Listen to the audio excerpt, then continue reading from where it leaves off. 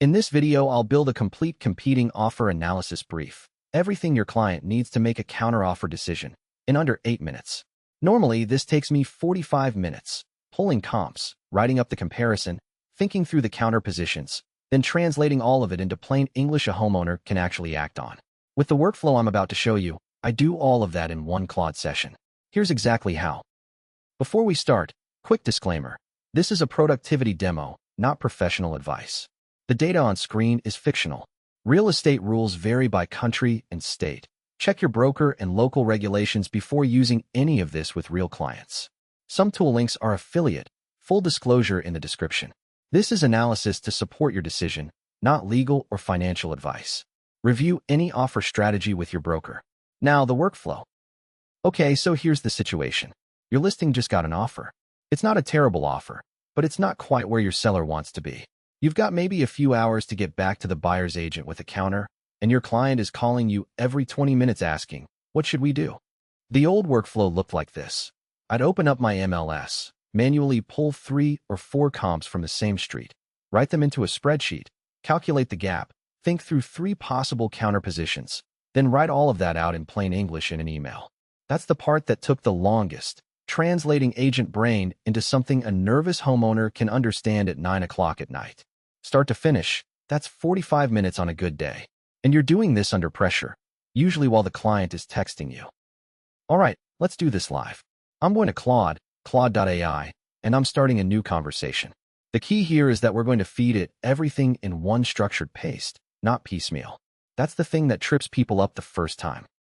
First, I'm going to paste in the property context and the incoming offer. I'm using sample data here. These are the fictional property and offer details I prepared. In real life, this is the MLS sheet for your listing and the offer summary your client just sent you a photo of. You're pasting that into Claude as text.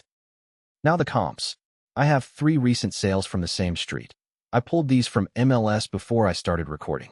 I'm going to paste them right below the offer data in the same message. Don't send it yet. We want all of this in one context block. Now for the actual prompt. I'm going to type this out. I'll go a bit slower here because this is the part worth writing down.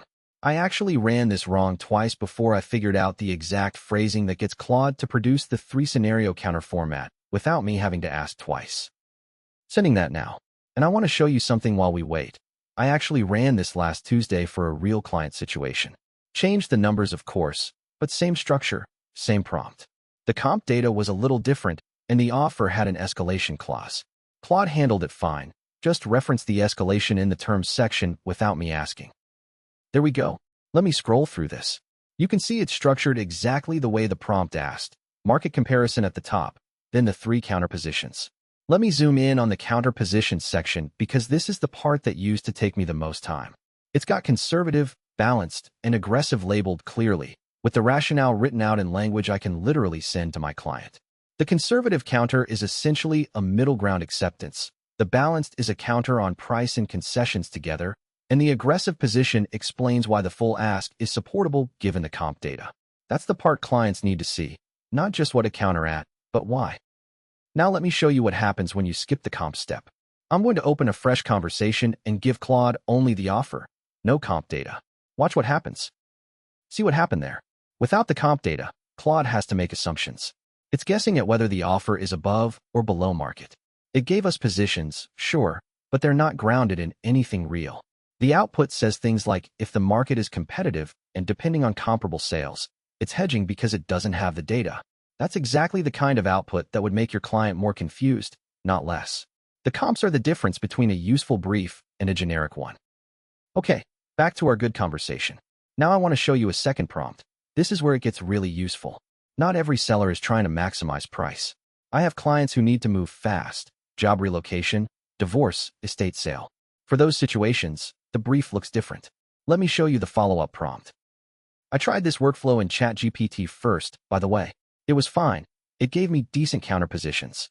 But Claude handles the multi-scenario counter format much more consistently without me having to re-prompt it twice to get the 3 labeled options. ChatGPT kept merging the conservative and balanced into one. Small thing, but when you're doing this under pressure at 9 p.m., small things matter. Here's the adjusted output. Notice how the conservative position now leads with closing certainty. It's recommending accepting closer to the offer price because the conventional financing with 10% down is actually clean, no red flags. The balanced position now focuses on shortening the inspection window rather than pushing on price. And the aggressive position is actually less aggressive than before.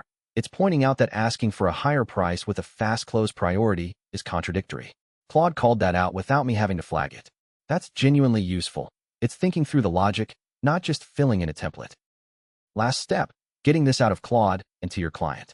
I'm selecting all the text from the brief, copying it, and I'll paste it into a Google document. If your brokerage uses a template, paste it in there.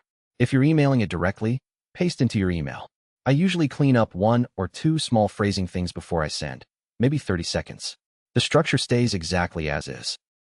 So let's look at what we just produced. We have a structured competing offer analysis brief with a market comparison grounded in 3 real comps, 3 clearly labeled counteroffer positions, conservative, balanced, aggressive, each with rationale written in plain English that your client can actually understand, and a list of negotiable terms beyond price with context for why each one matters. Total time from paste to export, 8 minutes. The previous workflow, manual comp pull, spreadsheet, write-up, was 45 minutes minimum. That's 37 minutes back in your day per competing offer situation. And in a busy market, you might have 3 of these in a week. One thing I want to be clear about, this is a first draft, not a final document. You read it before it goes to your client. You know the situation, you know your client's emotional state, you know things about this buyer that Claude doesn't. What Claude is doing is taking the analytical and writing labor off your plate so you can focus on the judgment call, which is the part only you can do. The brief is the foundation. Your expertise is the finish. The complete prompt I used in this video, both the main analysis prompt and the fast sale follow-up, is in the description. Copy it, save it somewhere you can find it fast, and run it the next time you're staring down a competing offer situation at 9 p.m. If you want the full prompt pack for real estate agents with 20-plus workflows like this one, the link is also in the description. And if you're watching this and there's a specific negotiation situation you want to see covered, multiple competing offers, escalation clauses, buyer-side analysis, drop it in the comments. We read every single one. Subscribe if you want the next workflow the day it drops.